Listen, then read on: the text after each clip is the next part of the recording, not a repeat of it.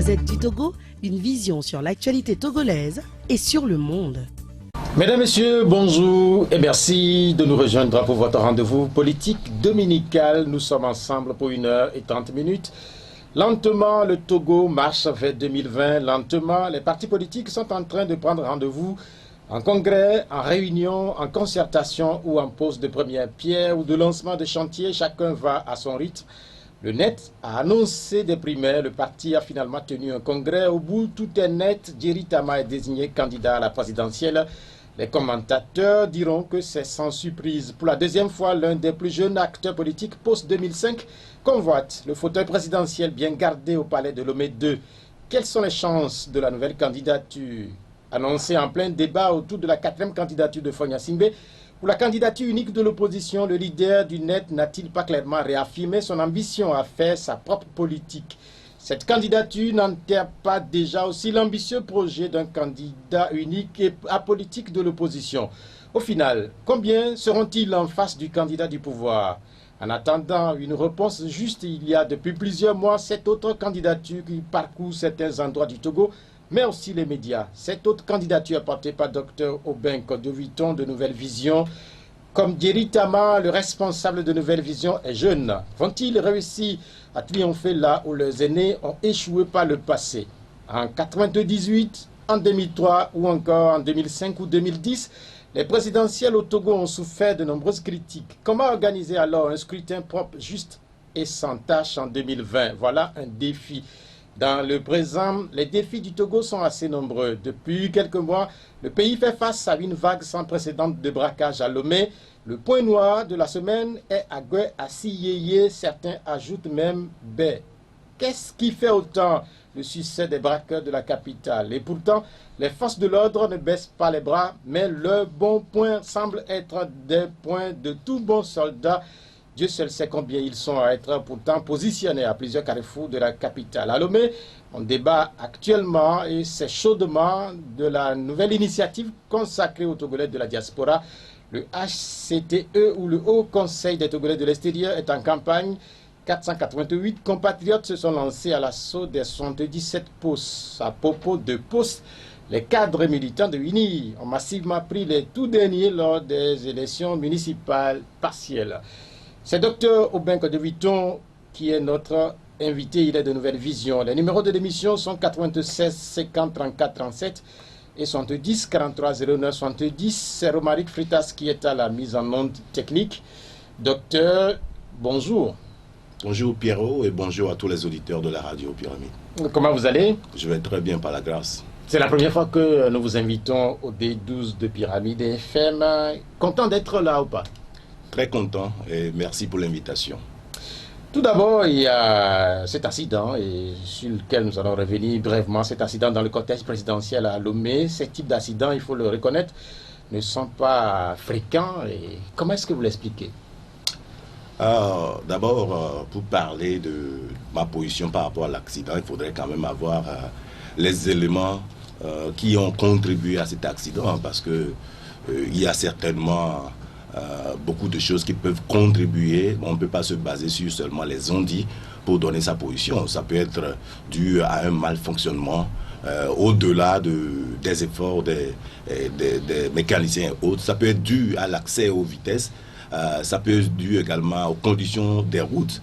Donc, manquant vraiment de ces éléments, c'est difficile de se prononcer. Mais au même moment, reconnaissons qu'un cortège présidentiel doit être quand même avec une certaine rigueur pour éviter de ce genre de choses, parce que la vie d'un président, c'est la vie de toute une nation. Donc je pense qu'il y a beaucoup de choses à revoir et que cet accident quand même interpelle tous les acteurs qui sont impliqués d'une manière ou d'une autre, concernant le chauffeur, ceux qui font l'entretien, la qualité des voies et autres là. Donc c'est la leçon que nous devons tirer de ça, en attendant d'avoir les sources réelles de cet accident. Je vous pose cette question parce que vous voulez devenir l'année prochaine chef de l'État du Togo. Je ne sais pas si vous êtes déjà confronté au passage du convoi présidentiel à Lomé. Et certains sont souvent en colère parce qu'ils passent 30 minutes en attendant le passage du chef de l'État. Est-ce que cela vous est déjà arrivé? Oui, bien sûr. Tu ne peux pas être togolais, vivre au Togo sans pour autant être confronté, surtout à Lomé, être confronté à ce genre de choses qui, franchement, pour moi, contribuent à la culture du sous-développement. Des fois, vous êtes en route pour prendre l'avion, pour un contrat ou pour une réunion importante et vous allez faire 30 à 45 minutes parce que le chef de l'État doit passer. Donc, nous reconnaissons quand même l'effort sécuritaire, hein, mais pensons que ça peut être aménagé autrement et pour ne pas, dans ce pays déjà en retard sur le plan de développement, cultiver encore le sous-développement. Donc je pense que c'est quelque chose à revoir et dans notre présidence, nous n'allons quand même pas traîner le pas aux citoyens qui sont activés à pouvoir joindre les deux bouts tous les jours, soit disant protéger notre sécurité. On fera ça autrement. Je vous pose la question parce que je sais que vous avez cette ambition-là. Dans certains pays, il y a le chef de l'État ou son cortège qui passe sur une voie et laisse la voie seconde aux citoyens lambda. Est-ce que ça va être votre option éventuellement? Je souhaiterais que ça soit ainsi, mais il faudrait quand même donner le poids à toutes les institutions de l'État. Et je pense que le président, il est le président, et il y a le service de sécurité, il y a tout autre service également qui contribue à la bonne gestion des affaires de la présidence. Donc on ne peut pas, peut-être seulement en tant que président, survoler le rôle que toutes les institutions doivent jouer. Donc ce que je souhaiterais, c'est que la sécurité soit aussi parfaite au niveau de ne pas stopper la voie aux citoyens. Donc on a vu dans certains États où le cortège est confondu au public et certains, c'est que c'est la voie seulement où passe le président qui est stoppé. Donc on fera du mieux pour pouvoir laisser les citoyens vaquer librement à leurs préoccupations. Pourquoi les chefs d'État ont-ils aussi assez peur de leurs citoyens? Bon, on pourra donner nos impressions par rapport à ce que nous pensons. C'est que si vous êtes dans un pays où vous ne vous sentez pas à l'aise. Vous ne vous sentez pas à l'aise pourquoi? Parce que les citoyens sont mécontents de leur situation de vie. Et vous savez naturellement que votre leadership n'a pas apporté et n'a pas réussi à donner les attentes au peuple. Donc il y a question à certains niveaux d'avoir peur de la réaction, de la frustration des jeunes. À certains niveaux, je pense que c'est la mauvaise gestion, c'est la mauvaise gouvernance qui rend même les responsables des institutions en position de guerre contre leur peuple. Donc je pense quand même que dans notre leadership, ce ne serait pas le cas, parce que nous pourrons quand même nous confondre avec les citoyens, vivre leur réalité, pour pouvoir les comprendre et les orienter, parce que nous serons appelés à les servir, et non se servir d'eux. Donc je pense que la plupart des temps, les chefs d'État qui sont dans ces situations de peur, d'un côté, on peut dire avec le nombre grandissant des attaques terroristes, il est question pour les institutions de sécurité de prendre des mesures parce que le chef d'État est une institution. Mais à des points donnés, nous pensons quand même qu'une bonne gouvernance en soi constitue une très grande mesure de sécurité. Vous voulez remplacer le chef de l'État actuel, c'est votre ambition et vous ne cessez de le répéter depuis quelque temps déjà. Pourquoi? Parce que le pays a besoin de nouveau leadership. L'état dans lequel nous vivons, nous remercions quand même tous les leaders qui ont joué leur rôle. Mais nous savons quand même que nous sommes en face d'une époque où les jeunes attendent beaucoup de leur gouvernement. Et nous avons besoin d'un nouveau leadership qui pourra décanter la situation togolaise et donner opportunité à toute cette nation en souffrance. Nous avons besoin des gens qui viennent avec un programme qui permettra à ces milliers de jeunes en fin de formation et en fin d'éducation de pouvoir trouver des emplois. À ces entrepreneurs, promoteurs d'entreprises, d'avoir le soutien dont il faut pour continuer à créer des entreprises. À nos moments, dans nos marchés, pour pouvoir avoir accès à des ressources, à des structures d'accompagnement afin d'agrandir leur business. À ces milliers de jeunes, à ces centaines de jeunes plutôt enfermés, des fois sans jugement, de pouvoir jouir d'une équité, d'une justice sociale. Donc nous avons besoin d'un nouveau leadership qui n'est pas campé sur une position de va-t-en-guerre d'un camp contre l'autre, mais qui est plutôt basé sur une idéologie de faire développer ce pays. Donc ce nouveau leadership, nous ne le retrouvons pas, du moins voyant la situation socio-économique et politique de notre pays jusqu'à la date d'aujourd'hui, nous ne le retrouvons pas en nos leaders. Donc il va falloir quand même que la jeunesse actuelle prenne sa destinée en main et que notre leadership soit porté par un homme qui porte le peuple et sa vision et sa mission et son besoin à cœur. Donc c'est cela, en cela que nous nous voyons être leader de cette génération qui a soif de ces genres de choses dont nous portons, dans notre programme est porteur de solutions. Et c'est ce qui fait de nous ce candidat de 2020, ce qui fera de nous le président de la République à partir de 2020. Dans le camp du pouvoir, le chef de l'État actuel est désigné comme un champion. Donc vous ne le sentez pas comme un champion? Non, il est champion pour un championnat. Et quand le championnat finit, et oui, tu es champion, mais tu peux être un ancien champion. Donc le championnat de nos aînés est à son terme.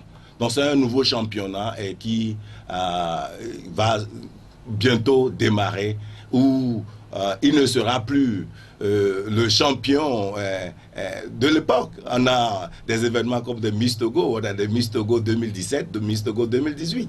Ils sont toujours Miss, mais le championnat est clos. Donc il va falloir quand même passer la main pour pouvoir voir ce peuple évoluer comme certainement il le souhaiterait. Mais quand vous parlez des aînés, vous faites allusion à qui? Je fais allusion à ces leaders politiques qui depuis longtemps s'efforcent pour pouvoir aussi contribuer au bien-être, au mieux-être de nos pays.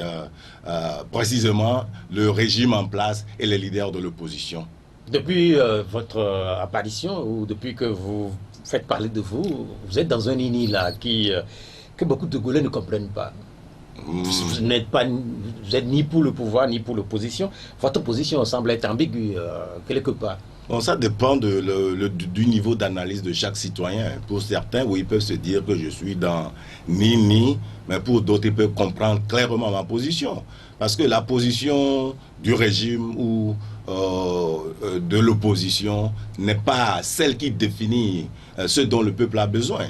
Nous avons besoin des gens qui reconnaissent que c'est ensemble, c'est en cristallisant nos énergies, c'est en ayant pour finalité le bien-être et le mieux-être de ce peuple que nous pourrons arriver à satisfaire cette nation. Et donc si cette finalité n'a pas besoin d'un positionnement d'un gouvernement ou bien d'un régime ou bien d'un parti politique, pourquoi les gens cherchent toujours à identifier par rapport à un positionnement donné? S'il doit y avoir positionnement, c'est cette position qui est basée sur la création et du bien-être et du mieux-être du peuple togolais. Donc je ne pense pas que il s'agira pour celui-là qui viendra sauver cette nation ou bien contribuer au bien-être, au mieux-être de cette nation, doit être issu d'un camp donné.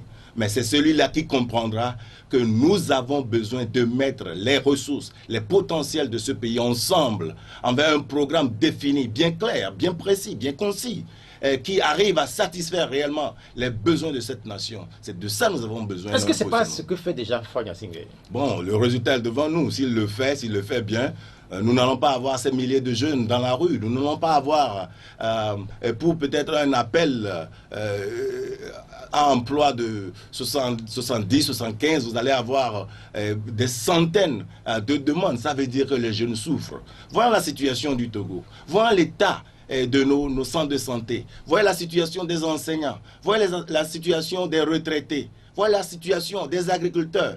Donc vous allez me dire que le chef d'État est en train de le faire. Peut-être il a fait de son mieux, mais nous pensons quand même qu'avec un programme mieux fait, mieux orienté, mieux pensé, nous pourrons arriver à satisfaire les besoins de cette génération. Que pensez-vous alors du PND?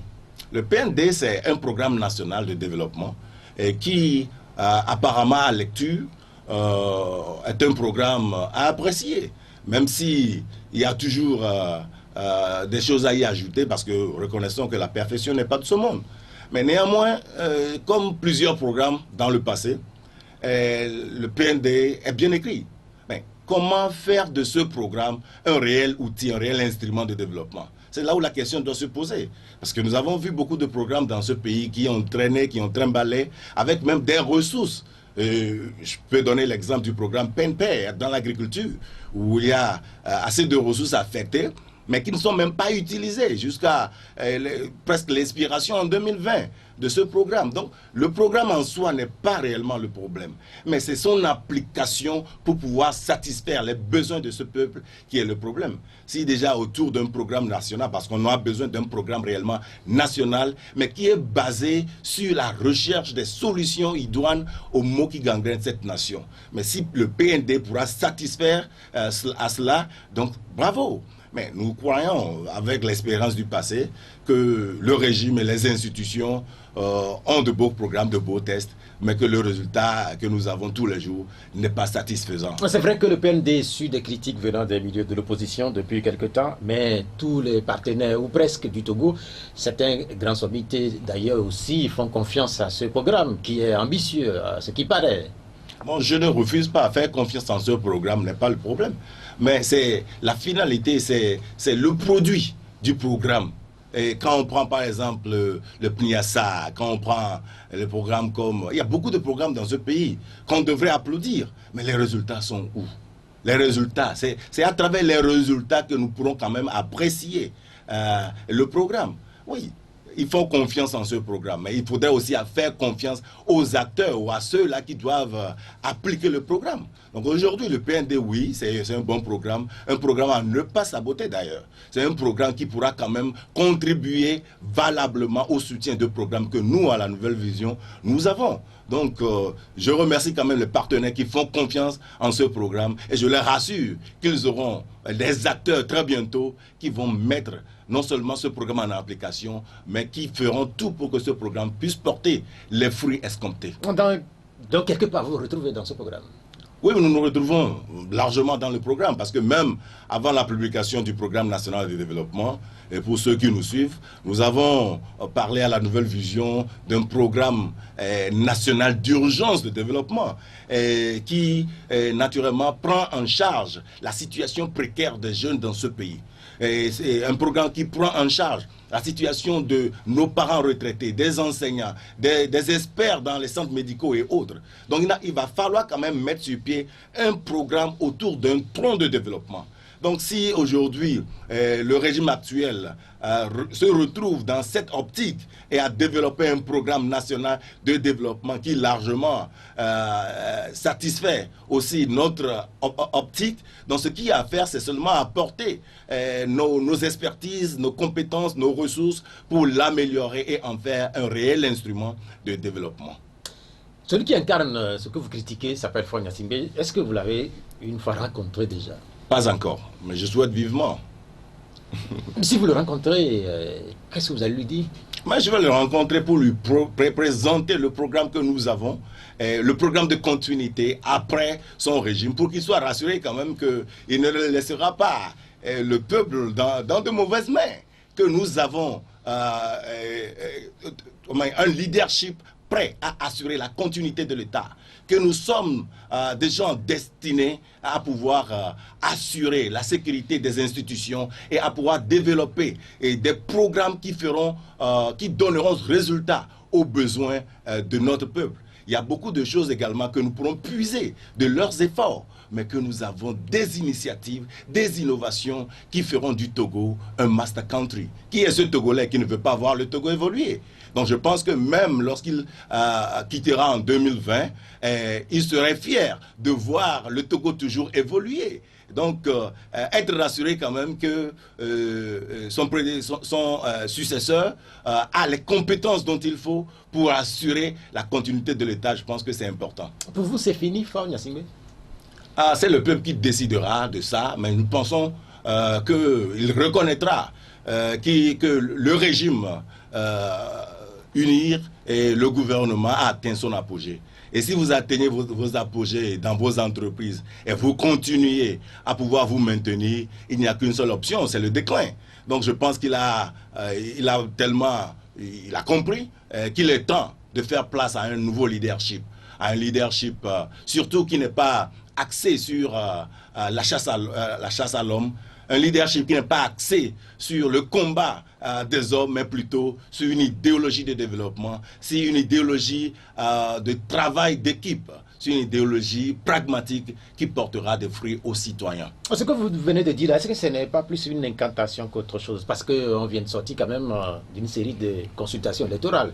Les Togolais ont affirmé officiellement être solidement derrière le pouvoir en place. Bon, ça dépend de l'évaluation de chacun de nous. Si c'est votre analyse par rapport à ce que vous dites, et avec un taux de participation que nous connaissons tous, si cela exprime vraiment la décision des Togolais d'être solidement derrière lui ou bien derrière son parti, le 2020 va nous en dire. Donc nous sommes très sereins dans ce que nous disons et nous pensons avoir le programme qui rassure tous les acteurs et qui leur permettra de passer la main en toute aisance en 2020 pour que le Togo décolle de nouveau, pour que le Togo devienne un master country. L'actuel chef de l'État va finir son 3e mandat et le débat qui accourt actuellement, c'est sur sa possibilité ou non de se présenter à nouveau pour une 4e candidature. Est-ce que c'est un débat pour vous? Est-ce que c'est un débat juste ou pas? Bon, je ne pense pas que c'est un débat juste. Il est en train de finir son dernier mandat, son 3e mandat, je dirais son dernier mandat. Mais nous, à la Nouvelle Vision, nous reconnaissons également la place des tests dans nos critiques, dans nos débats. Donc, sa participation à un 4e mandat ne doit pas être un débat, parce que nous avons tous accepté, du moins à travers nos députés, qu'il y a possibilité pour lui d'aller à la présidentielle. Donc pourquoi encore en faire un débat s'il décide d'en aller? Mais si sa conscience lui impose autrement, alors si ça peut être la meilleure solution, merci Dieu.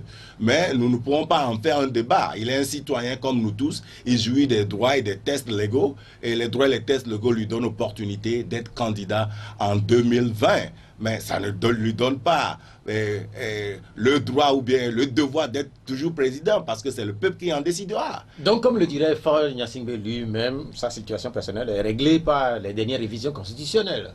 Bon, ça dépend de ce qu'il dit par sa situation actuelle. Si sa finalité est d'être candidat, donc peut-être que les tests lui ont permis d'être candidat. Mais tout ce que moi je peux dire aujourd'hui, c'est que être candidat ne veut pas dire être président. Donc il doit comprendre que oui, il pourrait être candidat, mais il doit prendre les dispositions quand même pour pouvoir donner place à ce nouveau leadership qui naturellement s'impose pour le bien-être de notre pays. Pour être candidat ou pas, maintenant, est-ce que vous pensez que la question relève beaucoup plus de la volonté de l'actuel chef de l'État lui-même ou de son parti politique ou éventuellement des populations? Je pense que c'est une question qui relève de tous les acteurs, de la population, du président lui-même et de son parti. Donc il va falloir quand même arriver à un moment donné de la course, se dire la vérité en face. Aujourd'hui, nous voyons le régime qui est en prison libre.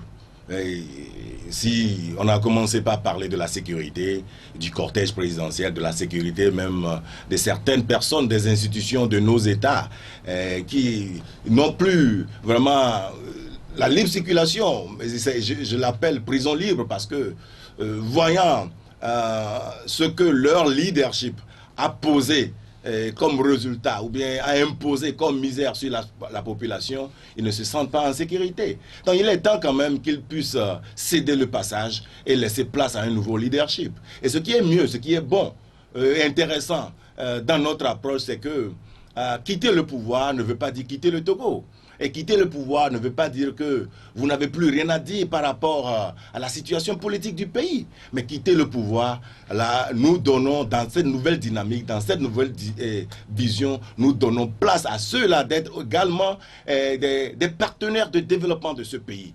Donc nous pensons quand même qu'ils auront toujours leur place dans le dire des Togolais, dans le dire du développement, parce que nous ferons d'eux des acteurs de développement. Et n'oubliez pas que même le chef de l'État l'avait rappelé une fois en disant qu'il y a une minorité qui s'est accaparée des ressources de l'État. Mais que ferons-nous de ces ressources? Mais ce sont des gens vraiment sur qui nous devons aussi nous reposer, qui doivent également réinvestir librement leurs ressources au soutien des programmes que nous avons, des programmes qui permettront à ces jeunes de trouver d'emploi, qui permettront à ces centres de santé d'avoir le matériel possible, à ces employés d'avoir des services d'accompagnement qui pourront les aider à jouir du fruit de leur labeur, et à ces milliers de parents dans les champs de pouvoir être satisfaits et jouir du fruit de leur labeur. Donc nous pensons quand même que le régime en partance est un atout pour le nouveau leadership, un atout d'expérience, un atout de ressources financières, un atout de compétences également que nous pourrons puiser pour pouvoir aller devant. Est-ce que vous n'êtes pas un peu trop sûr de vous? Ça dépend également de l'impression de chacun de nous. Bon, si vous êtes avec un programme qui rassure. Aujourd'hui, voyons en face de nous le problème togolais. Il y a nécessairement 6 acteurs impliqués, 6 grands acteurs impliqués. Il y a le régime, il y a les leaders de l'opposition, il y a le peuple, il y a la diaspora, il y a les multinationales et il y a la communauté internationale. Mais si vous avez un programme qui rassure ces 6 acteurs, un programme avec un objectif clair, précis et concis, donc, vous allez douter de quoi? Non, en fait, ce que vous dites, vous l'avez rappelé à maintes reprises déjà, mais c'est quoi un programme dans une élection en Afrique? C'est quoi un programme? Dans une élection en Afrique, là, vous avez bien précisé la question. Parce que la plupart du temps, dans une élection en Afrique, le programme est peut-être à gauche. Mais le programme dont nous parlons aujourd'hui, c'est un programme objectif qui pourra satisfaire tous les 6 acteurs précités. Si nous prenons les acteurs un à un, nous allons voir leurs préoccupations. Je prends le premier acteur, le régime. Quelle est sa préoccupation? Naturellement, nous avons ce que nous appelons la peur du lendemain et la peur de perdre des privilèges. Quand nous prenons l'acteur numéro 2, les leaders de l'opposition, leur préoccupation, c'est la soif de l'alternance pour pouvoir faire évoluer ce pays. Quand nous prenons le peuple, je dis en résumé, c'est la faim, l'injustice. Quand nous prenons la diaspora, le problème principal, c'est que la misère imposée au peuple devient un poids sur la diaspora, et aussi sa libre intervention dans les affaires de l'État, ou bien la libre circulation des Togolais de la diaspora. Quand nous prenons les multinationales, c'est le doute de la continuité de l'État. Ce sont des gens qui ont signé de grands contrats avec, je dirais, nos membres du système, et qui peut-être ont peur de ce qui va se passer lorsqu'ils ne seront plus au contrôle. Et quand nous prenons la communauté internationale, c'est de pouvoir avoir un président qui rassure les institutions, qui maîtrise les institutions et pourra créer la paix dans la sous-région. Donc vous voyez les 6 acteurs avec leurs préoccupations différentes. Si votre programme pourra satisfaire ces 6 acteurs, vous devez être en position de vous déclarer, de dire que vous serez président en 2020. Nous aurons le temps de revenir sans doute avec vous durant la campagne électorale sur votre programme, mais nous venons de passer 30 minutes ensemble. Et pour ceux qui viennent de nous rejoindre sur Pyramide FM dans le D12, notre invité c'est Dr Kodjovi Obinton, ou c'est Obinton Kodjovi, c'est quoi dans l'ordre? Tu vois, c'est Kodjovi Obinton. Kodjovi Obinton. Mais quand on vous écoute, on a l'impression d'écouter Alberto Olympio. Il y a quelques années, il tenait presque le même discours, parce qu'il m'avait dit en face qu'il reviendra me voir dans la peau du chef de l'État. Est-ce que c'est une comparaison qui tient? Bon, pour les premiers hommes qui sont allés à la Lune, ne sont pas ceux-là qui l'ont essayé pour la première fois. Je respecte Monsieur Alberto pour son engagement au soutien du bien-être du peuple togolais. Mais si lui, il a commencé, il n'a pas pu finir, ou bien n'a pas encore fini, cela n'empêche pas Kodjovi de devenir président en 2020. Mais je pense quand même que oui, il y a beaucoup de choses peut-être à apprendre.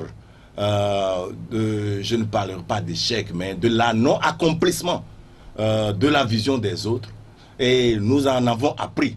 Et sur ça, nous avons défini des stratégies pour arriver à destination.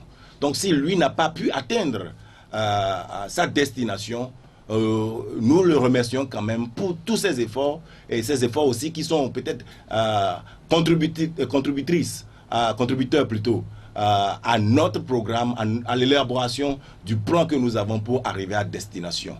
Et pour arriver à la finalité. Je rappelle que la finalité pour nous, aujourd'hui, ce n'est pas l'alternance. L'alternance n'est qu'un passage pour une finalité. Et la finalité, c'est la création de ce bien-être, de ce mieux-être du peuple. Et pour arriver à cette finalité, nous avons impérativement besoin de ces 6 acteurs, y compris ceux-là qui ont essayé, mais n'ont pas encore pu, de revenir à table pour qu'ensemble, nous puissions recadrer les choses, refonder nos institutions, reformater la nature des Togolais pour en faire un Togo prospère, un Togo qui permet à chacun de ces Togolais d'avoir un rêve et de le vivre. Je disais tantôt que nous aurons le temps de revenir sur ces 6 acteurs durant la campagne électorale, mais quand même intéressons-nous à un ou deux de ces acteurs-là, notamment le parti au pouvoir. Quels sont vos rapports avec ce parti-là? Ils sont les responsables de nos institutions actuelles. C'est le seul rapport que nous avons directement avec eux. Nous avons, depuis au moment où la crise a atteint son sommet à partir de 19 août 2017, nous avons essayé à plusieurs reprises quand même de les rencontrer et de les exposer nos approches de solutions, nos feux de route pour faire sortir le pays de la crise, mais nous n'avons pas eu la chance. C'était la même chose au niveau de la coalition de l'opposition qui, à plus de 3 reprises, nous avons essayé de les rencontrer. Donc voilà, à part cela, nous n'avons pas un rapport particulier avec le régime en place. Est-ce que vous sentez que vous les inquiétez? Non, je ne pense pas. Et si c'est ce qu'ils pensent, qu'ils soient rassurés plutôt. Ce n'est pas une inquiétude, ce n'est pas une guerre. Aujourd'hui, nous venons pas pour nous maintenir dans une position de lutte contre un régime, mais pour pouvoir assurer la continuité d'un pays, pour pouvoir satisfaire une nation. Donc, on ne doit pas se sentir inquiété, plutôt rassuré qu'il y a des jeunes aujourd'hui qui pensent autrement et qui ne se mettent pas en position de combat les uns contre les autres, mais qui plutôt veulent cristalliser tous les efforts envers la recherche des solutions idoines, des mots qui gangrènent cette nation. Et l'ennemi numéro 1 qui doit normalement inquiéter tous les acteurs, c'est ces centaines de jeunes dans les rues, sans emploi, ceux-là dans les institutions sans ressources, ceux-là qui ont des enseignants qui ont plus de 11 mois d'arriérés, des gens dans des écoles qui ne sont même pas comptabilisées. Donc ce sont les ennemis de ce qui doit nous donner d'inquiétude, mais pas la nouvelle vision. Et moi, quand je vis au Benton, parce que nous sommes là pour une mission. Et la mission, c'est de pouvoir aider ce peuple à devenir un peuple émergé, un peuple socialement soudé et économiquement très fort. Quand je parle d'inquiétude, peut-être qu'on ne s'est pas très bien compris, parce qu'il se dit très souvent au Togo que tout ce qui peut inquiéter le régime les inquiète. Tout ce qui peut inquiéter le régime les inquiète. Donc vous voulez dire par là que nous inquiétons le régime? Non, mais en fait, certains pensent que si vous êtes au pays et que vous prétendez prendre la place du pouvoir et que vous n'êtes pas inquiété, cela suppose que vous n'inquiétez pas véritablement le régime. Puis ceux qui se sont essayés sont partis à l'extérieur. On cite par exemple Alberto Olympio, on cite par exemple récemment Pascal Bodian qui devrait être candidat, on cite Aklaï Soboke qui voulait revenir au pays, on cite par exemple Bertin Agba. La liste, elle est longue. Ouais. Moi, je comprends ce que pourront penser beaucoup de nos concitoyens. Mais ce qui a toujours été fait et qui n'a toujours jamais marché, c'est ce positionnement de va-t-en-guerre. Donc aujourd'hui, nous ne pensons pas inquiéter le régime parce que notre position, ce n'est pas de tout faire pour combattre des hommes. Nous avons une idéologie donnée. Et nous reconnaissons que pour réussir, nous avons besoin de la composition, de l'intervention, de l'implication de chaque acteur. Donc si nous avons un programme qui rassure plutôt le régime, qui rassure les leaders de l'opposition, qui rassure tous les autres acteurs, mais pourquoi alors penser à inquiéter quelqu'un? Plutôt, nous devons être cette pièce maîtresse recherchée par tous ces acteurs. Parce que la finalité de tous ces acteurs, c'est quoi? C'est de voir le Togo évoluer.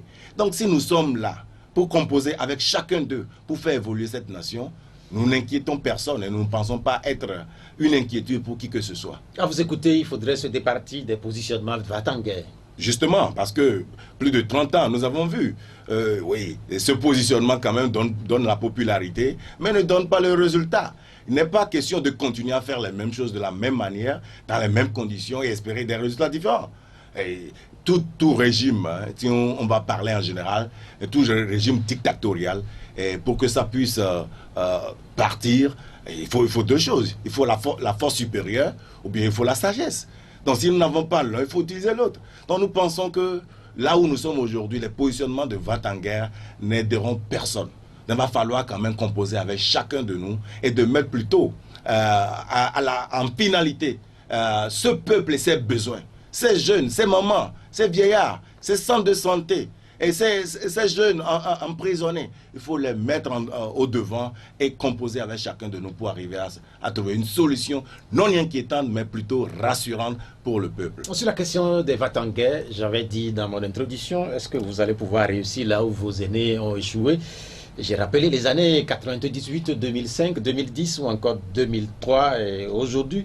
Est-ce que vous pensez que vos aînés ont eu des positions peut-être extrêmes, ce qui a peut-être ce qui n'a pas permis à ce que l'alternance que vous poursuivez, et cette alternance-là, soit une réalité autour de vous? Ah oui, justement, parce qu'il suffit seulement de revoir peut-être la liste des revendications de certains aînés depuis 2018 pour comprendre qu'il y avait un peu de trop. Oui, ils ont des positionnements un peu catégoriques. Et ces positionnements catégoriques ne font pas évoluer les choses. Surtout quand nous revenons à l'acteur numéro 1, dont les inquiétudes sont la peur du lendemain et la peur de perdre des privilèges. C'est normal de voir que ce n'est pas l'existence de deux blocs politiques au Togo qui fait le problème, mais c'est la relation de leur coexistence. Et c'est une relation qui n'est pas basée sur un fait de faire évoluer le peuple, mais plutôt de maintenir le statu quo pour se maintenir dans ce positionnement. Et c'est d'ailleurs pourquoi nous avons déjà prédit en 2018 qu'il va falloir le départ du petit pour entraîner le départ du grand. Et heureusement, on pourra quand même dire pour le moment que le petit s'en va et que ça annonce le départ de l'autre. Et c'est ça qui rassure qu'en 2020, le nouveau leadership prendra place et c'est un leadership qui prendra en compte tous les acteurs. C'est quoi le petit et le grand? Le petit, c'est la coalition, c'est ceux qui n'ont pas le pouvoir pour le moment. Et le grand, c'est le régime qui détient le pouvoir, l'armée, les ressources du pays et tout. Donc, pour que...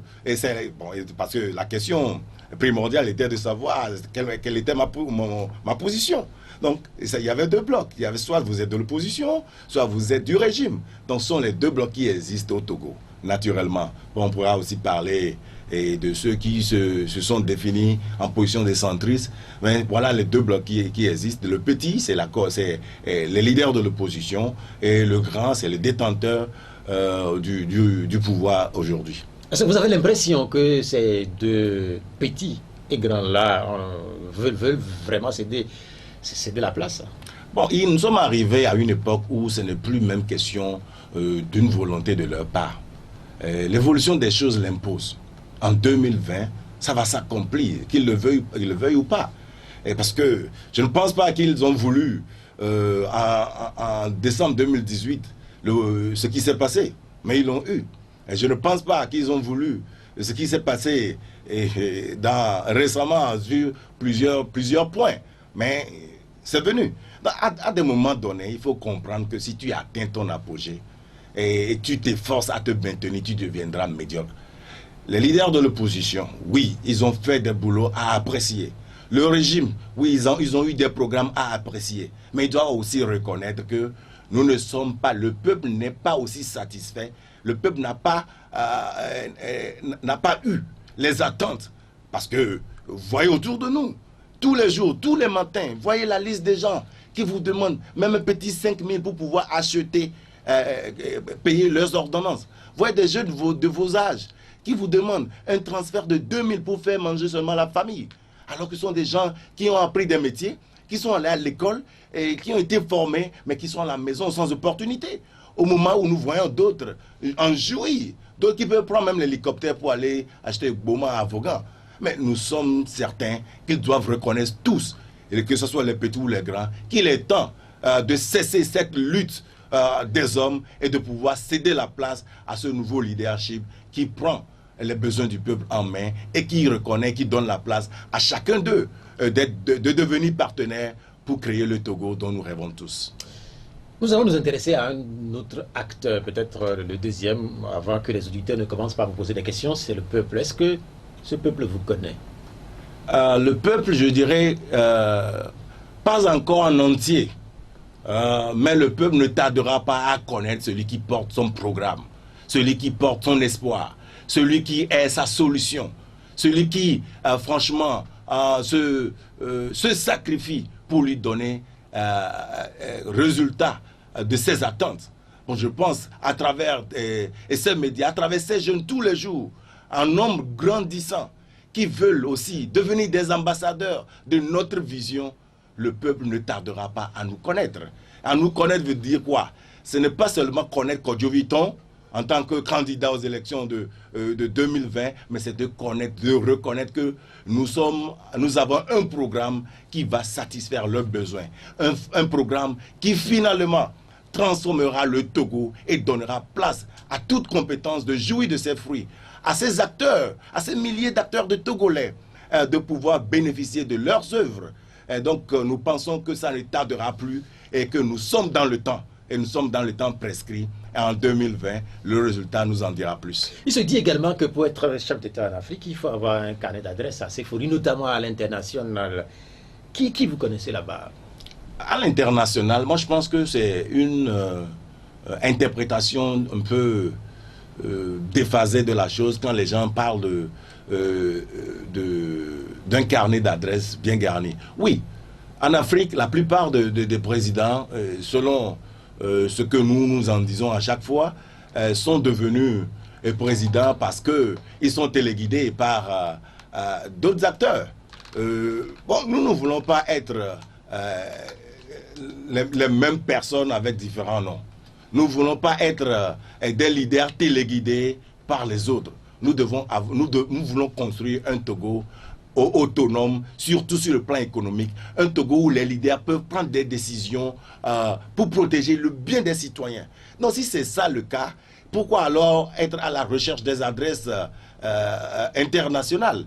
Alors que nous pourrons quand même avoir un programme bien déterminé, bien défini pour ces multinationales. Parce que quand on parle des adresses, de carnet d'adresses, on parle des multinationales qui ont envie de signer des contrats avec nos pays pour pouvoir également bénéficier des ressources dont regorgent nos sols.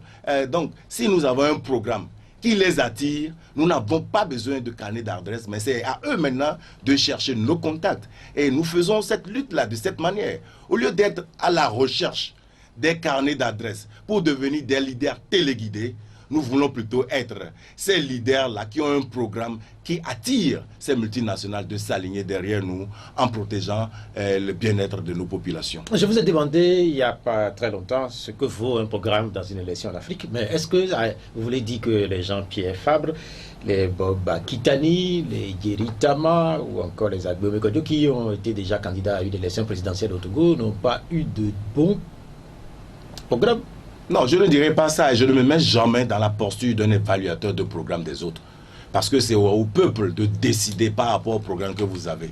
Tout ce que moi je peux rassurer aujourd'hui, c'est que nous avons un programme qui donne satisfaction aux acteurs, peu importe qui tu es. Si vous êtes le peuple, vous trouverez la solution à vos besoins dans le programme. Si vous êtes leader de l'opposition, soit de l'alternance, vous en trouverez solution. Si vous êtes régime avec la peur de lendemain ou la peur de perdre des privilèges, vous avez une solution dans notre programme. Donc pour nous, nous ne sommes pas en position de juger les autres, mais nous sommes en position de rassurer que chacun de ces acteurs impliqués trouveront une solution dans notre programme et dans notre solution objective. Kodjovi Ton Aubin, c'est notre invité du jour. Il est le responsable de Nouvelle Vision. Il est avec nous depuis 45 minutes. Et comme le veut la tradition, à partir de cet instant, les auditeurs vont devoir lui poser la question. Mais nous avons déjà une question qui est laissée par Folie. Je crois dire naturellement, arriver à faire partie, peut-être serait une forme péjorative, mais nous arriverons quand même à assurer la présidence du Togo à partir de 2020. Oui, et nous le voulons avec un pacifisme sans précédent. Et voilà notre démarche et voilà en quoi nous croyons. Un auditeur qui est en ligne maintenant, à partir de Lomé. Allô, bonjour. Est-ce qu'on a l'auditeur de Lomé? Malo? Non. Nous avons un autre auditeur qui nous regarde quelque part dans le monde. Il s'appelle Pierre Ballot Camine. Et il dit, en fait, c'est un commentaire. Est-ce que il vous compare carrément là à un comédien? Est-ce que vous retrouvez dans sa comparaison? Oui, j'ai toujours dit que un inventeur est un fou jusqu'à ce que son produit soit vraiment sorti. Donc lorsque vous allez commencer, je pense le jour où quelqu'un pourra dire que je peux inventer un avion qui va prendre plusieurs passagers, les gens vont le voir comme un fou jusqu'au jour où il a vu l'avion. Donc si aujourd'hui quelqu'un me compare à un fou ou à un malade mental, je dis c'est une très bonne comparaison. Seulement, je lui donne patience quand même de voir la finalité de ma folie. Et cette finalité de la folie, c'est ça qui rassurera le peuple togolais. Allô, bonjour. Oui, vous appelez comment? Oui, Taoufik, comment allez-vous? Ok, votre question, Taoufik.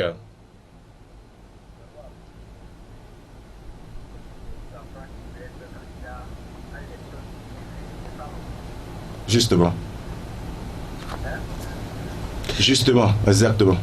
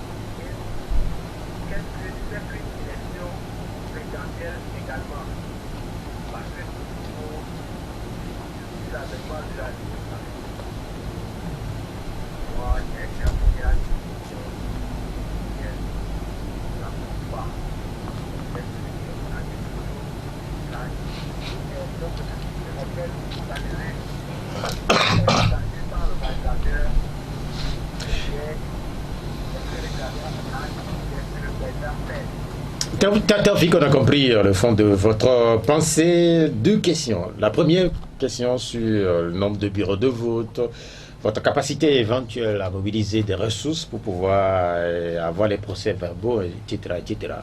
Oui, justement, je pense que c'est une question vraiment à saluer parce que ça fait mal si vous voyez les rapports des élections où dans certains bureaux de vote, il n'y a même pas la représentation d'un seul parti de l'opposition. Donc c'est important la question pour que nous qui aspirons à devenir des leaders à travers les urnes, reconnaissons qu'il y a du travail à faire. Parce que sur tous les bureaux de vote, nous ne serons pas seulement président de Lomé ou bien président d'une ville donnée ou bien de certaines villes données. On doit être président de tout le peuple togolais. Donc il va falloir quand même qu'en 2020, tous ces bureaux de vote qui seront ouverts puissent avoir la représentation de ceux-là qui vont porter, qui seront responsables des procès-verbaux pour qu'ensemble nous puissions vivre réellement du fruit ou bien des résultats de nos urnes. Et à sa question, quand on dit, il parle de la démocratie qui tire vers le fait que est-ce que celui qui organise qui doit toujours gagner ou bien le perdant doit toujours perdre. Je connais également, ou bien je comprends également son inquiétude. Et c'est en ça, nous disons, nous rassurons qu'en 2020, ça ne doit plus être le cas. Pourquoi? Parce que la finalité de ceux-là, ce qui fait transformer la plupart du temps les résultats des urnes par rapport au rapport ou bien résultats à proclamer, c'est ce que nous avons défini par les inquiétudes de ces organisateurs. Non, en démocratie, on ne doit pas organiser seulement pour gagner ou bien garder le perdant en tant que perdant. Oui, c'est un jeu qui doit être clair de tout le monde. Mais si cette démocratie est contournée, parce que comprenons quand même que c'est à travers la démocratie même que les gens également jouent contre le peuple. Mais au-delà de cette démocratie, il faudrait qu'on y en ajouter la bonne foi. Dans la bonne foi, c'est important pour que ça puisse aussi nous amener à un bon résultat. Aujourd'hui, ce que nous mettons en place, le programme que nous développons, doit rassurer même ces organisateurs, ces multinationales et cette communauté internationale pour que ce que le peuple décide dans les urnes soit ce qui est annoncé comme résultat. Oui, Monsieur Taoufik, nous ferons de tout nos nécessaires pour être présents dans chaque bureau de vote et mobiliser les ressources, surtout les ressources humaines, et pour pouvoir jouer pleinement notre parti avant les résultats de 2020. Peut-être que je peux prolonger un peu la question de Taoufik, puisqu'on a connu par le passé des coalitions de partis politiques qui n'ont pas arrivé, qui ne sont pas arrivés justement à avoir les procès verbaux après une élection présidentielle au Togo. C'est aussi ça l'inquiétude de Taoufik, puisque vous êtes seul. Oui, bien sûr. Bon, je comprends, parce que c'est un peu touchant si, à des moments donnés, vous avez des rapports des jeunes qui disent que nous avons été dans certains bureaux de vote où nous attendons à longueur de journée les responsables des partis politiques, surtout de l'opposition, de venir prendre les rapports. Ils ne sont pas venus. Et que nous avons remis les rapports à ceux-là, aux adversaires politiques. Donc nous avons également appris ou bien reçu des gens qui ont été des responsables des partis, des bureaux de vote, et qui nous témoignent qu'à des niveaux donnés même, c'est le régime qui pointe ceux qui doivent représenter le parti non au pouvoir. Donc nous pensons qu'il y a un grand travail à faire à ce niveau. Et c'est pourquoi, déjà à partir de notre système ambassadeur, Dr Ton, que nous avons mis sur pied, nous avons commencé à former nos jeunes, à les transformer, à les faire comprendre que c'est à nous de jouer le rôle pleinement et de pouvoir s'abstenir de se donner, de sacrifier les 5 années devant nous à travers les 2000 ou les sacs de riz, à travers des bidons d'huile et autres. Donc c'est important la question et nous en prenons déjà acte à travers nos formations, nos structures pour pouvoir être présents dans les bureaux de vote. Merci beaucoup. Un autre auditeur. Allô, bonjour. Allô. Bonjour. Oui, Monsieur Maglo, comment vous allez? Ça va. Oui. Bonjour, Monsieur Maglo.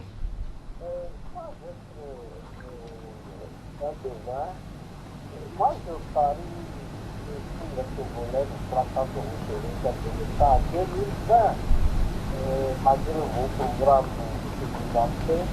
Qu'est-ce que vous allez dire aux Togolais? Je ne crois pas que vous devez faire de l'État en 2020 pour lever leur voûte. Ensuite, sincèrement, sur les Togolais, nous ne savons pas. Il faut quelque chose pour vous convaincre également. Bien, merci. Aujourd'hui, la réponse à cette question dépend du positionnement de la personne qui pose la question.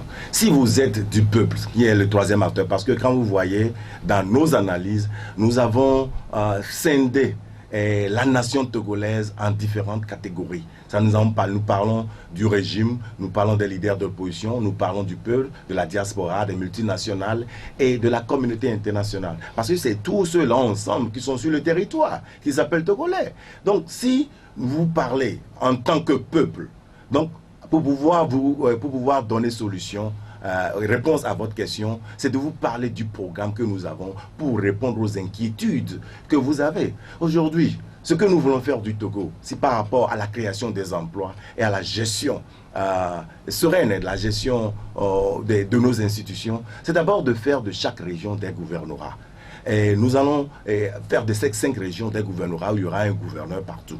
Et nous allons faire également de chaque région un centre attractif d'économie identitaire. C'est-à-dire chaque région aura sa spécialité en matière d'économie.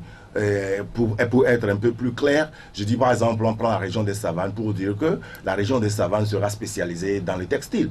Donc, au niveau de chaque préfecture, ce que nous voulons faire, c'est de mettre à contribution plus de 3 millions d'hectares cultivables, non cultivés, que nous avons à travers le programme agricole décentralisé.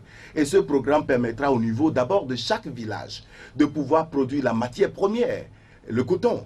Maintenant, au niveau cantonal, d'avoir les industries de semi-transformation. Au niveau préfectoral, d'avoir des industries de transformation. Et au niveau régional, d'avoir des agropoles industriels pour pouvoir servir toutes les régions et aussi faire de l'exportation. Donc, vous allez voir déjà à travers ce programme décentralisé agricole qui serait assigné à cela un programme de gestion administrative. Parce que à chaque secteur, à chaque cible agricole, il va falloir quand même la présence des centres de santé, des centres sociaux. Il va avoir aussi des pistes pour pouvoir transporter les produits. Et également, si nous allons ajouter à ce programme économique, ce programme agricole décentralisé, les programmes éducationnels. Nous allons par exemple créer des centres éducationnels, des structures éducationnelles orientées par rapport aux besoins de chaque région. Donc en donnant seulement cet exemple pour être un peu bref sur la question, je dirais que nous avons un programme qui donnera solution à chacun de pouvoir trouver des opportunités d'emploi pour pouvoir joindre les deux bouts, avoir un rêve togolais et de le vivre réellement. Merci beaucoup. Je ne sais pas si Baglo nous reviendra pour dire s'il a été convaincu par vos réponses ou pas. Mais je continue par vous poser des questions sur ce qui concerne les programmes. Vous savez très bien qu'en Afrique, il se dit qu'on vote plus les individus que les programmes. Est-ce que ça ne va pas être encore le cas au Togo? 2020 nous donnera meilleure réponse à ça. Et parce que ça doit passer par des formations, des informations et des formations de nos jeunes. C'est une culture que nous devons changer. Parce qu'il faut aussi comprendre que cette manière d'agir n'est pas seulement spécialisée aux élections présidentielles. Il suffit seulement d'aller dans une église et de voir comment nous votons pour un chef choriste, pour savoir que nous ne votons jamais pour des programmes. Parce qu'on dit, nous allons choisir Pierrot en tant que le chef choriste. Pourquoi? Parce que peut-être il a une voiture, il se dresse bien, et ça suffit pour parler de Pierrot comme chef choriste. Alors que normalement, nous devons donner la chance à ceux-là qui peuvent le faire de nous dire ce qu'ils feront. Peut-être si c'est 2 ans de mandat à la tête de la chorale, qu'est-ce que vous ferez lorsque vous serez président ou bien responsable de cette chorale? Donc vous devez comprendre quand même que c'est une habitude, une culture que nous n'avons pas eue depuis longtemps. Et c'est pourquoi à chaque fois, pour voter, les gens votent plutôt pour le nom et non pour le programme. C'est un travail que nous, les responsables, les leaders de nos sociétés, de nos institutions doivent faire. Il faudrait former les gens pour que tout le monde se demande d'abord à qui est devant vous, s'il porte vraiment votre intérêt. Mais s'il porte votre intérêt, ce n'est pas par son nom, ça doit être par son programme. Mais je passe par cette question quand même pour sensibiliser toute la nation togolaise que bientôt les grandes échéances, mais les gens vont se pointer devant vous. Mais demandez-les, comment est-ce que moi, mécanicien au bord du goudron, je peux bénéficier de votre programme? Si cette personne revenez sur le programme. Si cette personne n'arrive pas à vous satisfaire, alors pourquoi voter pour la personne? Donc il faudrait avoir un programme réellement et voter pour ce programme et non pour la personne. Moi, je continue pas à poser des questions sur la personne. Vous êtes devant moi depuis quelques temps maintenant. Je voudrais comprendre. On vous appelle docteur Kodiovi au Benton, l'autre c'est Nyasingbe et Ford, ou encore c'est Jean-Pierre Fabre. Votre nom ici, c'est Kodiovi ou c'est Ton? Kodiovi, c'est votre nom de famille. Kodiovi, c'est mon prénom. Ton, c'est mon nom de famille. Mais justement, sur la question Ton, T-H-O-N, ça vient d'où ça? Ça vient du Togo.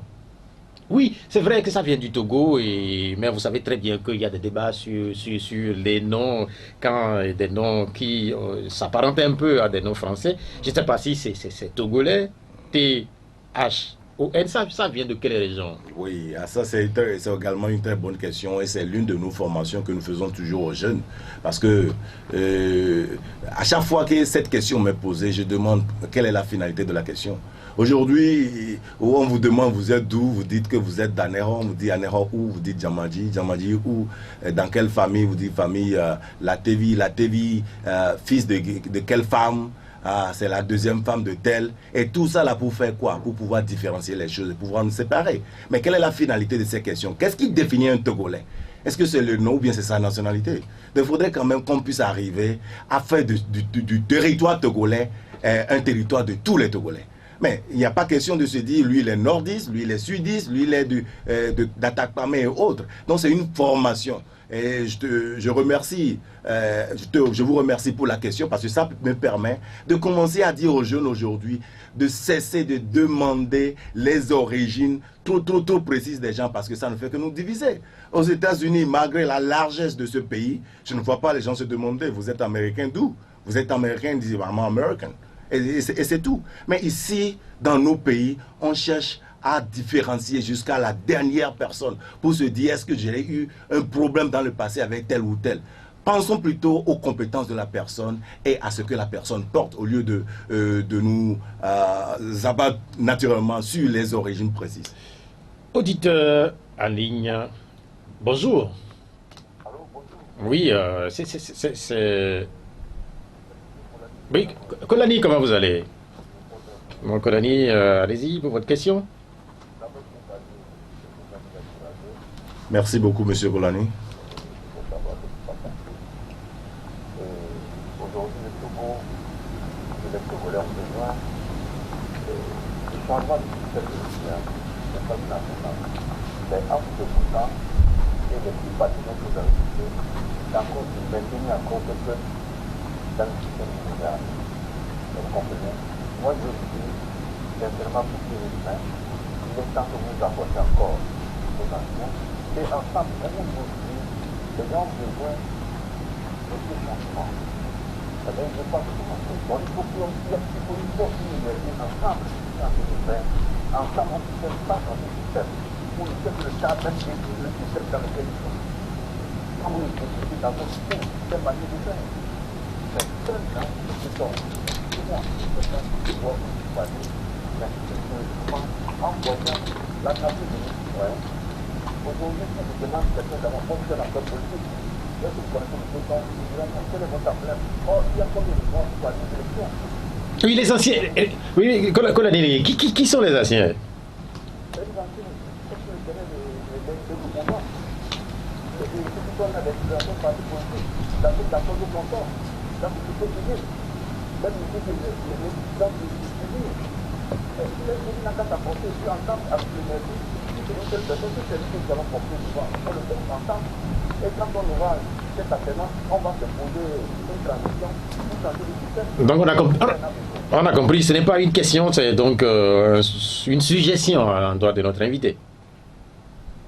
Ah, il est parti. Oui, merci, Monsieur Kolani. Et je pense peut-être que il n'a pas peut-être compris la dynamique dans laquelle nous maintenons. Parce que sa suggestion est véritablement ce que nous recommandons. Nous ne voulons pas être cavaliers seuls.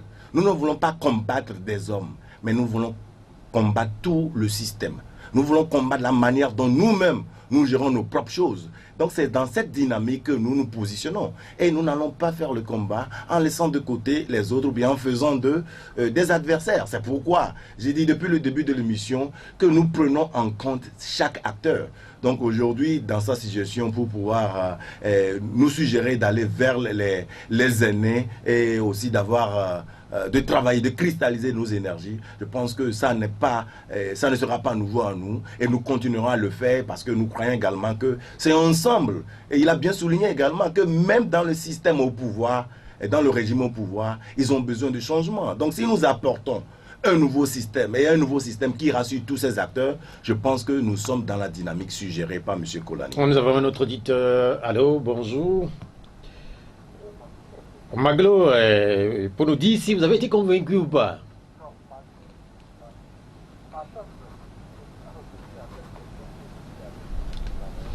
Concernant le fond, dans notre État quand même organisé, il y a une constitution. Alors, lorsque quelqu'un va se présenter, soit qu'il a un donnage normal dans ce cas, il dira que est-ce qu'on n'a pas, on doit se poser la question où il est. On doit quand même se poser la question parce que nous sommes en Afrique quand même. Et c'est notre de l'eau. Lorsqu'on appelle un nom, lorsqu'on prononce un nom, on sait, on imagine à peu près de quelle région la personne est. Et ça va même vous blesser dans vos campagnes et autres. Vous avez utilisé. Maglo.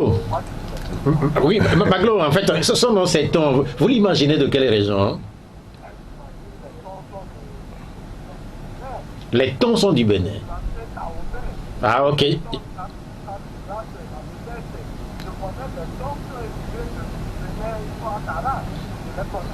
Ok, en fait, on va...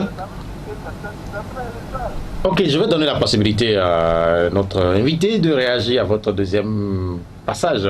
Ah, d'accord, si l'auditeur exige qu'on dise, on ne peut pas continuer à biaiser, même s'il n'a pas peut-être compris l'explication sur le fait que la finalité de cette question n'aide pas le Togolais à évoluer, mais si peut-être il voit plutôt contrairement que ça va nous aider. Les tons qu'il connaît, je suis issu de ces mêmes tons. Le ton de Kara, mon papa il est de Kara, ma maman est d'Almeda, d'Atoeta. Donc voilà. Je crois que finalement notre ami Maglo, il est convaincu ou il a la réponse à son interrogation. Après Maglo, qui nous avons en ligne? Oui, allô. Bonjour. Pelé de Dula-Samé. Pelé, votre question? Oui, d'abord, je salue la Bonjour Monsieur Pelé. Oui, c'est bizarre qu'il ait critiqué notre président son origine. Il a finalement dit. Mais c'est très difficile pour lui. Moi, d'abord, je voudrais dire que notre invité, il est vraiment la réalité. Quand il continue avec cette allure-là, il à la nationale. Et quand il pense qu'ils sont en train de travailler sur le terrain, ils sont des idiots. Non, est-ce qu'il a dit comme ça? Non, mais c'est ça. Ah bon? C'est comme ça que moi je comprends. Ah, ok. Donc, moi, je sais que concernant même le programme de candidat qui apprend la présidence, c'est très simple. Le programme est très simple. C'est là que je peux dire. C'est là que je peux dire, en tant qu'agent dans le c'est quand on utilise le président actuel qui a une priorité qui s'accapare la gestion. Le programme de la gestion, papa l'a dit ça là. Donc ça fait partie du programme de l'opposition. L'opposition n'a pas besoin du programme pour aller à la guerre. L'opposition a besoin d'une position d'alliance. Donc je dirais à notre invité, c'est ceux qui sont là. Ceux qui sont là, on appelle ça la pratique. La pratique, c'est d'aller sur le terrain pour voir quelles sont les bases. C'est ça l'essentiel aussi. Ce qui va se passer en 2020, c'est le système en place qui est là, c'est le système de terrain. Donc, tout le monde sait. Monsieur Perrault, vous avez la question, vous allez gérer le ministre pas dans ce pays-là. Ça c'est clair. Donc on a compris, finalement on a compris votre question. Allô? Oui, je peux bondir à sa question, à son inquiétude pour lui dire quand même que je respecte sa position par rapport à sa lecture de la situation politique de notre pays. Et je ne pense pas que ça a été différent de ce que nous avons appris depuis plus d'une trentaine d'années. Les constats sont là, et oui, voilà, c'est ce qu'il a constaté. Mais nous sommes dans une dynamique de trouver une solution. Et si nous nous arrêtons toujours à l'identification des problèmes, je ne pense pas que ça nous fera évoluer. Mais n'importe comment, nous devons respecter la position de chaque Togolais. Mais je réitère que ce n'est pas en maintenant une position de va-t-en-guerre que nous pourrons arriver à satisfaire cette nation.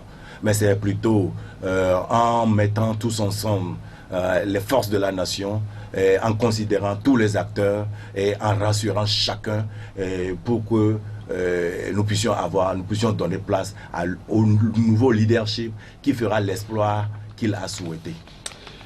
Allô? Bonjour. Oui, vous êtes en direct. Salut, monsieur. Moi, je dirais que tout ce qui passe sur les médias, parlant au nom du peuple de la gestion du pays, est-ce qu'ils connaissent réellement le problème du pays? Est-ce que les gens de l'opposition communiquent le passé du pouvoir? Est-ce que ces gens-là connaissent réellement la difficulté de la population? Et par quel moyen les petits ministres au pouvoir combat une triche les élections? Les petits ministres ne trichent pas les élections. Par force, par les militaires, par l'armée, il a gagné le pouvoir. Et comment est-ce que ces gens, chaque fois qu'ils pensent qu'ils peuvent faire la guerre, sans rien dire aux armées, comme si c'est le peuple qui a... On ne comprend pas. On ne comprend pas. Ça suffit. Un président qui avait dit et qui s'accapare. On fait disparaître 26 milliards. On a fait un enseignement qui est payé à 5 millions par mois. Et le petit là, il n'y a pas de scanner. Est-ce que ce qui passe sur les médias, c'est réellement la vie? Eh bien, merci, Javagos, pour votre question. Merci beaucoup, mon frère, pour l'inquiétude soulignée. Et je pense naturellement que c'est une très belle question parce que sans connaître les réels problèmes de ce pays, on ne peut même pas se dire on parle au nom de ce peuple. Oui, il a bel et bien raison. Si dans un pays où nos centres de santé manquent le minimum donné, mais des gens s'accaparent des millions et naturellement sont maintenus ministres et autres, si on pourrait arriver à destination. Mais le problème à des niveaux donnés dépasse le constat, comme je le dis. Il va falloir maintenant se demander le pourquoi les gens se maintiennent au pays. Et c'est la solution à ce pourquoi-là et qui nous aide, nous, plutôt à définir une nouvelle dynamique pour pouvoir arriver à la solution. Oui, il a parlé de l'armée. Aujourd'hui, nous ne pourrons pas faire un programme d'État sans pour autant mettre à contribution l'armée. Regardez, moi j'ai défini même l'armée comme une machine à production de misère dans ce pays. Pourquoi ça? Vous voyez, les gens rentrent dans l'armée un peu plus jeunes, à 18 ans ou au plus à 20 ans. Ils ont 25 ans de boulot à faire. 25 ans de service. Quand il est rentré dans l'armée, il est naturellement à moins de 50 000. Et à moins qu'il devienne un officier autrement, à la fin, vers la retraite, il est peut-être à 80 ou à 100 000. Et à la retraite, il y a le tiers de ton salaire. Donc celui-là qui a servi les couleurs de cette nation, et à 45 ans, il sortait pour aller en retraite avec un salaire de 35 ou de 40 000. À 45 ans, si tout s'est aligné, c'est en ce moment-là que son premier-né va avoir son bac. Est-ce que vous croyez, et si l'enfant là se pointe devant son papa militaire pour lui dire « Papa, je viens de recevoir mon bac avec mention très bien », le papa dira « Oui, bravo, et je veux aller peut-être à SGIS ». Le papa dira « C'est combien l'inscription ?» On dit « À 600 000 par mois ». Mais le militaire en retraite répondra, dira « Vigne au Sagbedomé ».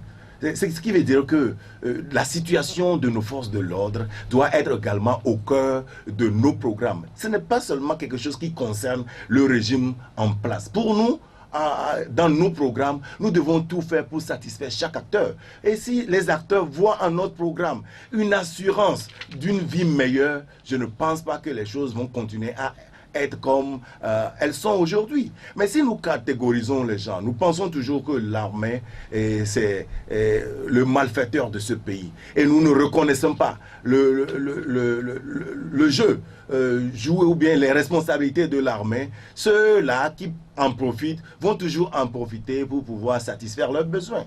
L'armée en soi est un instrument de tout pouvoir. Maintenant, ça dépend de comment nous les utilisons. Donc il est important quand même que même ceux qui nous écoutent aujourd'hui, si vous êtes de l'armée, sachez que pour nous, vos conditions de vie, vos conditions de travail, et vos justices professionnelles et autres sont au cœur de nos programmes. Et nous allons avoir un meilleur pays qui vous donne meilleure satisfaction que le positionnement que nous avons aujourd'hui catégorique contre le peuple. Et positionnement qui vous met en position de guerre contre le peuple. Non, on n'a plus besoin de ça. L'armée, c'est une institution à respecter. Bien, merci. Un autre auditeur. Allô? Oui, bonjour. Oui, votre nom? Ah, Rochelle. Bien, merci. Votre question? Bonjour, monsieur Rochelle. Comme votre programme, c'est une base idéale pour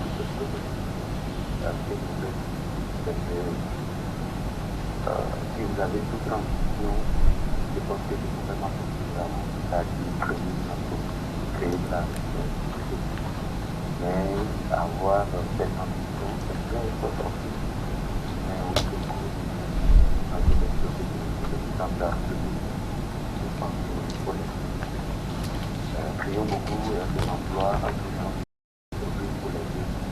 Car ceux vont passer pour désolariser les choses, pour voir des élections présidentielles pour vous allez investir énormément pour on va encore pour le pouvoir.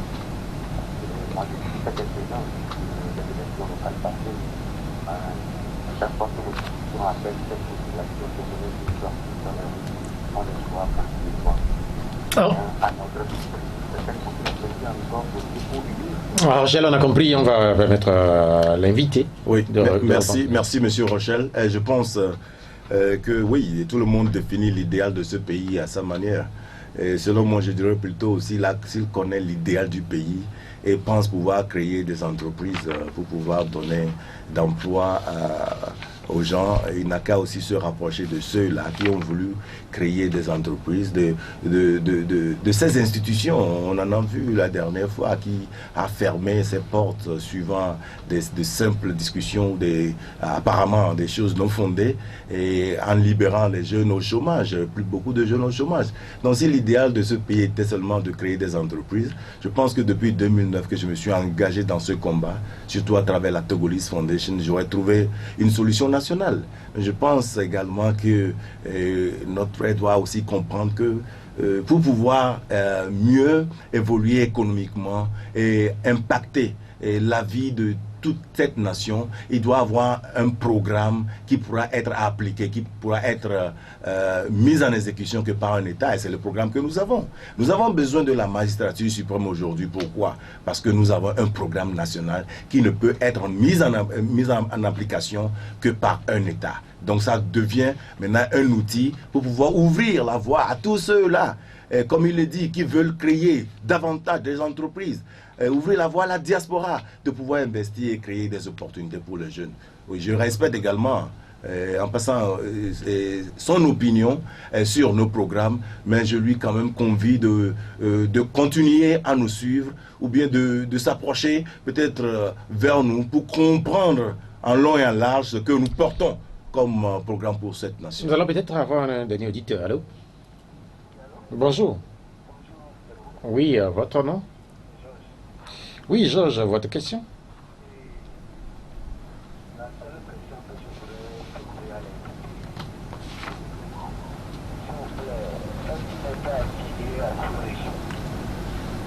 l'équipe, Non, c'est ça la question. Ok, bien, merci. Georges, il va réagir. Non, je réponds simplement et purement non. Je ne suis pas affilié au régime. Je suis un Togolais qui aspire conduire ma génération et je n'ai aucune affiliation avec qui que ce soit. C'est une question qui revient très souvent pour tous ceux qui s'aventurent sur le terrain politique au Togo et notamment ceux qui veulent briguer la magistrature suprême. La dernière question de l'auditeur est une question qui revient très souvent. Justement. Mais comment comprendre cela?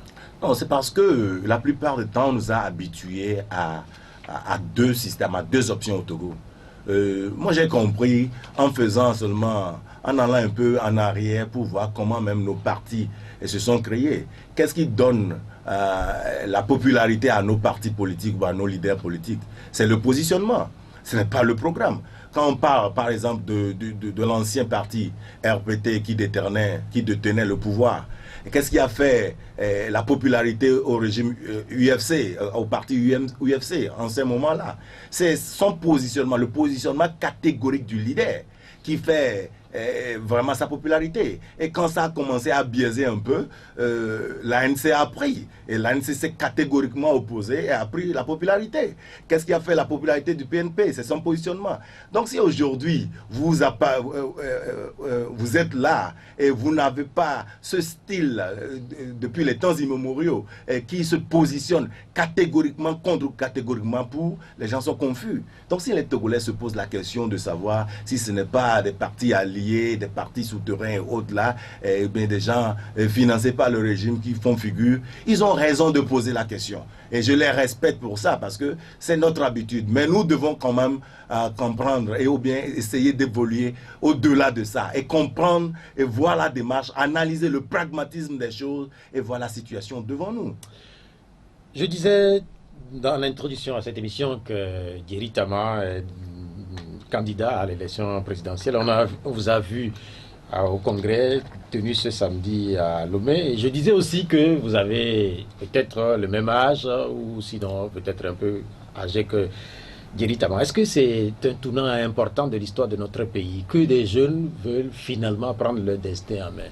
C'est important et c'est ce que j'ai répété depuis longtemps, qu'il est temps pour le nouveau leadership de prendre sa destinée en main. Nos aînés ont joué leur rôle et ont joué leur rôle pour leur génération. Mais si nous allons continuer à nous maintenir sur une position d'évaluation de leurs choses, sans pour autant participer nous-mêmes, je ne sais pas quel résultat nous escomptons avoir. Donc si Diéry Tama s'implique, Kodjo Viton s'implique, et des nouveaux s'impliquent avec des mentalités plus évoluées, des mentalités à pouvoir s'asseoir autour des tables et discuter des idéologies, même si on n'est pas d'accord, sans se faire des ennemis, je pense que c'est important. Et c'est ce qui justifie naturellement ma présence à cette invitation, pour dire que nous ne dirons pas et disons pas non à tous ces partis, à tous ces leaders qui veulent le bien-être de ce pays et qui acceptent discuter, même si les approches sont différentes, acceptent discuter pour qu'ensemble nous puissions définir des programmes et des stratégies gagnantes pour finalement faire de ce peuple une nation réussie. Les élections, les moments d'élection au Togo sont très souvent des moments de tension. Je ne sais pas si 2020 fera exception à ce que je suis en train de dire, mais comment arriver à rompre avec ce cycle-là qui poursuit le Togo depuis quelques années, presque toutes les élections, les résultats de ces élections-là sont contestés. Oui, je crois que nous revenons naturellement sur les mêmes inquiétudes, les mêmes questions souvent. Les résultats contestés, la violence et autres, ça se passe par le fait que le régime en place craint le futur en laissant le pouvoir. Soyons très clairs sur nos positions. Et parce que nous n'avons pas une assurance du futur, nous devons maintenir le pouvoir pour se protéger. Mais si nous qui aspirons à devenir les leaders de demain, nous avons des programmes qui ne s'arment pas à pouvoir faire la chasse à l'homme, mais qui donnent place toujours à chacun de nous de pouvoir avoir un dire ou bien un faire ou bien vivre sur son territoire sans inquiétude. Je pense que le catalyseur, le transformateur des résultats des urnes va s'en aller. Donc ce que nous devons faire à partir d'aujourd'hui, c'est d'encourager cette dynamique cette dynamique qui se base sur une idéologie de voir le pays évoluer en faisant appel à chaque acteur, parce que c'est ça qui doit rassurer ces acteurs pour qu'en 2020 le peuple crédibilise celui qu'il va choisir et que les urnes disent la vérité, parce que sans cela, quand la crainte y sera toujours, et les menaces, ils seront au rendez-vous.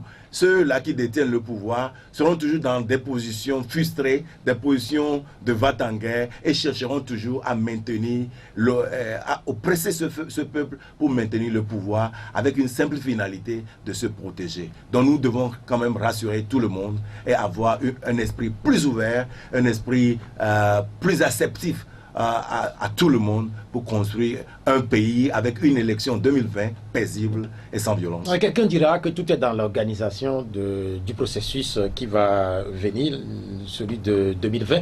Quels sont vos conseils à la future CENI ou à la CENI qui est là? Je remercie pour cette question. La CENI doit se mettre dans son rôle. Il va falloir que nous arrivions à chacun à son niveau à comprendre que si nous sommes appointés pour des positions données, notre seul maître deviennent les éthiques de nos institutions.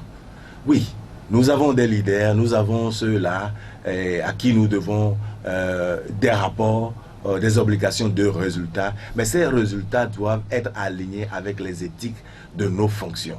Donc mon conseil, c'est de pouvoir dire à la CENI, dans l'organisation des séances de l'année prochaine, de jouer pleinement son rôle, que le peuple ait confiance en cette institution et qu'une fois dans l'histoire, qu'il n'y ait plus contestation et que chacun puisse jouer son rôle.